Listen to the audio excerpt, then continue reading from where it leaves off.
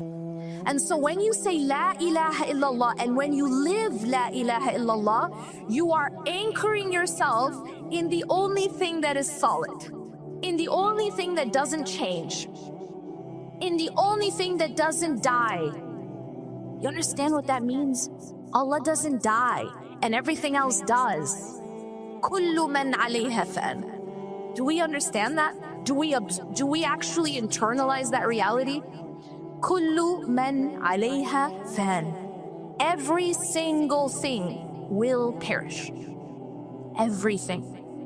Your money, your health, your status symbols, your relationships with the creation, everything will perish. Except for the countenance, the face of Allah subhanahu wa ta'ala. That is the only thing that is lasting. And I remind you of myself about this reality because when we anchor ourselves to that which is perishing, we become so weak. What do we do when it falls apart? What do we do when our anchor falls apart? What do we do when our anchor leaves us or dies or gets sick or even goes to sleep? You know, I think about this all the time because, have you ever been having a really intense discussion or argument with your spouse and then they just go to sleep? Does anyone else? Yeah. It's a thing, yeah? And how does that feel? Now, I'm gonna begin by talking about where it started. Where did many of our core beliefs come from? And how do those core beliefs play out in our lives? Well, here's how the human being is designed. The human being is designed that whenever we sense threat, whenever we don't feel safe, our body switches from the parasympathetic nervous system, which is the rest and digest system. It switches into what is called the sympathetic nervous system, also known as fight or flight. This is the part of our nervous system that is meant to keep us safe in cases of threat. So this is the part that would get triggered if you see a lion. This is the part that would get triggered if someone is chasing you with a gun, God forbid. But here's the problem. When a person grows up in an unsafe environment, and I'm going to define what that means. An unsafe environment in childhood includes lack of safety physically, lack of physical safety, the threat of physical harm. It includes lack of safety sexually, the threat of sexual harm. But it also includes lack of safety emotionally. Now, what does that mean? Because many of us understand trauma, capital T, where someone is physically or sexually abused, for example. But trauma can also be neglect. Trauma can also happen when you don't get the needs fulfilled that are required for healthy brain chemistry and healthy brain development. So another type of unsafe environment is if it is unsafe emotionally. What does that mean? It means when you grow up in a home where it wasn't safe to be authentic. It wasn't safe to express your feelings. It wasn't safe to express your needs. It wasn't safe to say no when you couldn't or didn't want to do something. It wasn't safe to disappoint. It wasn't safe to let people down. It wasn't safe to just be who you are and feel what you feel and express it.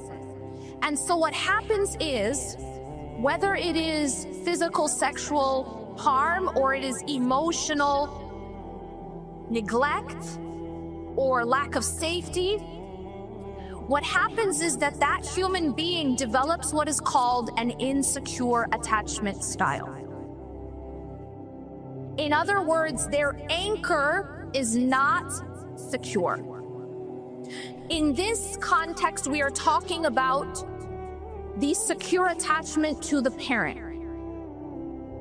So in this context, the research shows that for a child to grow up emotionally healthy, to thrive in relationships, to be able to be resilient through challenges, to be able to get through conflict, etc., they needed to build what is called a secure attachment in childhood. And I'm talking, this is like in the first 3 years of life, especially the first 3 years. And psychologists say that the first 3 years are the most critical. 80% of the brain development happens in the first 3 years. Dr. Gabor Mate, one of the specialists in trauma, he says if you get the first 3 years right, you're basically good to go. Because secure attachment is built in those years. And if a person has a secure attachment, a healthy, secure attachment, then when they go into their adult relationships, they are able to have healthy relationships. He even cited that there was research to show that soldiers who went to war, they looked at which soldiers came out of war with PTSD and which did not. What's PTSD? Post-traumatic stress disorder. And they found something fascinating. They found that the soldiers who came out of war without getting these symptoms of PTSD were the ones who came from healthy childhoods. And those who did get PTSD were those who came from unhealthy childhoods. What does that say? Both of these groups are experiencing the same trauma. They're both going to war, but they're not coming out the same because one of them had the tools and the internal structure to be able to be resilient, and the other did not. You know, I heard this recently and I thought it was fascinating because it's so true. You know how the body was designed by Allah to heal itself, right? We know this. Like, the body actually can heal itself. But when does the body become unable to heal itself? When it is not healthy, when it is off balance. This is why naturopathy, for example, will be about getting the body back to balance so it can heal itself. We don't necessarily need medication if we can heal ourselves, but the problem is that our bodies are out of balance. Our bodies are not healthy, so it can't do what it was designed to do. You know, if you're not taking care of the health of the body, it can't do its job. Now it's the same thing emotionally. See, if the person is emotionally and psychologically and mentally healthy because they had that secure attachment in childhood, then they are able to emotionally heal themselves, in the sense that we are then equipped with the tools to be able to withstand and weather storms. The problem is, the vast majority of us, we did not grow up in secure attached homes. And so we need to now talk about what is the consequence of that. How is that playing out in all of our lives? How is that playing out in our marriages? It is a fundamental factor in the health of our marriages. That's why when we talk about counseling, it's the counseling that goes to the root of the attachment styles, to the root of this, that becomes the most effective. Because you're not just talking about the surface. You're not just talking about behaviors. I heard the psychologist talk about the difference between first order change and second order change. She said first order change is like moving the chairs on the Titanic. You can move the chairs around, but you haven't actually changed anything, you're still gonna sink. And she said second order change is real change. It's getting off the Titanic, getting in the lifeboat. And she gave an example about one of her clients that they kept fighting about whether or not someone was closing the toothpaste tube. And that might sound like, oh, that's so silly, right? On the surface, it's silly, isn't it? One of the spouses kept asking the other spouse to close the toothpaste tube, and the other spouse would in one ear out the other, maybe do it for a day or two or three and then just stop doing it. And it was driving the other spouse mad. Now, we all have a version of this. We all have a version of this, where it might look to someone on the outside or even to the other spouse like, why are you being petty? Why are you being so petty? And what the psychologist said is, it has nothing to do with the toothpaste. That you have to get to the underlying need that is not being fulfilled. In this case, the spouse who kept asking and was being dismissed and ignored was feeling like, am I not important? Do I not matter to you? Am I that unimportant that you just can't do the small thing that I've asked? Do you understand? So it's not about the toothpaste. And she said that when they were able to communicate that to the other spouse, they completely changed. And now they made sure to close the toothpaste. Why?